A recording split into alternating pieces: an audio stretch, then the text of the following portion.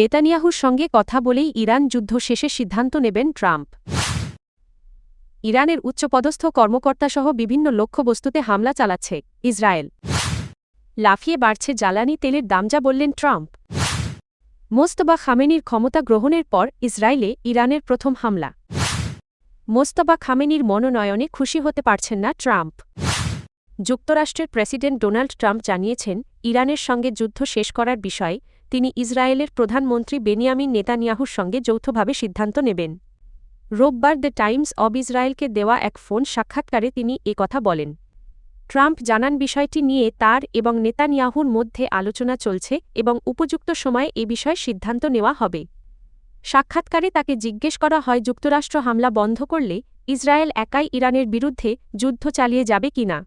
জবাবে ট্রাম্প এ বিষয়ে মন্তব্য করতে অস্বীকৃতি জানান। তিনি বলেন, তার মনে হয় না যে এমন পরিস্থিতি তৈরি হবে বা সেটি প্রয়োজন হবে। ইসরায়েলি প্রতিরক্ষা বাহিনী আইডিএফ জানিয়েছে, ইরানের বিভিন্ন লক্ষ্যবস্তুতে নতুন করে বিমান হামলা চালানো হচ্ছে। সোমবার দেওয়া এক বিবৃতিতে আইডিএফ জানায়, ইরানের কেন্দ্রীয় অঞ্চলে অবস্থিত শাসন ব্যবস্থার গুরুত্বপূর্ণ অবকাঠামো লক্ষ্য করে এই হামলা শুরু হয়েছে। বিবৃতিতে বলা হয়, অভিযানে উচ্চপদস্থ ইরানি কর্মকর্তাদেরও লক্ষ্যবস্তু করা হচ্ছে। ইসরায়েলের দাবি, সাম্প্রতিক এক হামলায় ইরানের সর্বোচ্চ নেতার সামরিক কার্যালয়ের প্রধান আবুল কাসেম বাবাইয়ান নিহত হয়েছেন। তিনি সম্প্রতি ওই পদে দায়িত্ব গ্রহণ করেছিলেন। আইডিএফ জানায়, শনিবার পরিচালিত এক হামলায় তিনি নিহত হন। যুক্তরাষ্ট্রের প্রেসিডেন্ট ডোনাল্ড ট্রাম্প বলেছেন, ইরানের সঙ্গে চলমান উত্তেজনার কারণে জ্বালানি তেলের দাম বাড়লেও তা সাময়িক। ইরানের পারমাণবিক হুমকি শেষ হলে তেলের দাম দ্রুত কমে যাবে। মার্কিন সংবাদ মাধ্যম দ্য হিলের এক প্রতিবেদনে এ তথ্য জানানো হয়েছে। রোববার সামাজিক যোগাযোগ মাধ্যম ট্রুথ সোশ্যালে দেওয়া এক পোস্টে ট্রাম্প বলেন, যুক্তরাষ্ট্র ও বিশ্বের নিরাপত্তা এবং শান্তির স্বার্থে তেলের দাম কিছুটা বাড়া বড় কোনো বিষয় নয়। তিনি এটিকে নিরাপত্তার জন্য ছোট একটি মূল্য বলে উল্লেখ করেন। তার মতে, ইরানের পারমাণবিক হুমকি দূর হলে স্বল্প সময়ের মধ্যেই তেলের দাম কমে আসবে। ইরানের সঙ্গে চলমান উত্তেজনার প্রেক্ষাপটে সাম্প্রতিক সময়ে যুক্তরাষ্ট্রে তেল ও গ্যাসের দাম উল্লেখযোগ্যভাবে বেড়েছে। কাতারভিত্তিক সংবাদ মাধ্যম আল জাজিরা ও বার্তা সংস্থা রয়টার্স জানিয়েছে, বিশ্ববাজারে জ্বালানি তেলের দাম প্রায় 20% পর্যন্ত বেড়েছে, যা 2022 সালের জুলাইয়ের পর সর্বোচ্চ পর্যায়ে পৌঁছেছে। এর পেছনে মূল কারণ হিসেবে ইরানের সঙ্গে যুক্তরাষ্ট্র ও ইসরায়েলের সংঘাতকে উল্লেখ করা হয়েছে।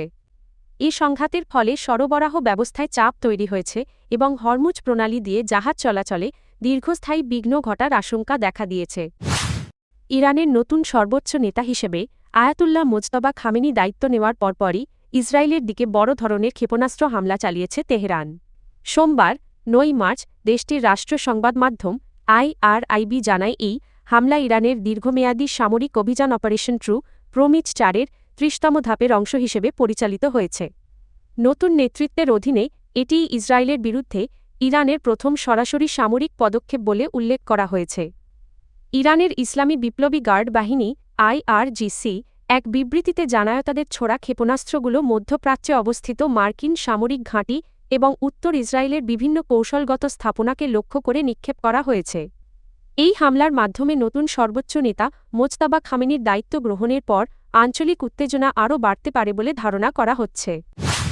ইরানের পরবর্তী সর্বোচ্চ নেতা হিসেবে মোজতবা খামেনির মনোনয়ন নিয়ে প্রতিক্রিয়া জানিয়েছেন যুক্তরাষ্ট্রের প্রেসিডেন্ট ডোনাল্ড ট্রাম্প। ফক্স নিউজের সঞ্চালক ব্রায়ান কিলমিড এক প্রতিবেদনে জানান, ব্যক্তিগত আলাপচারিতায় ট্রাম্প এই সিদ্ধান্তে অসন্তোষ প্রকাশ করেছেন। কিলমিডের ভাষ্য অনুযায়ী ট্রাম্প তাকে বলেছেন যে তিনি এই সিদ্ধান্তে মোটেও সন্তুষ্ট নন। তবে এখন পর্যন্ত ট্রাম্প জনসমক্ষে বা সামাজিক যোগাযোগ মাধ্যমে এই বিষয়ে কোনো আনুষ্ঠানিক বক্তব্য দেননি। বিশ্লেষকদের মতে, মোজতবা খামেনির মতো কট্টরপন্থী নেতা ক্ষমতায় আসার বিষয়টি ওয়াশিংটন ও তেহরানের মধ্যকার বিদ্যমান উত্তেজনাকে আরও বাড়িয়ে দিতে পারে।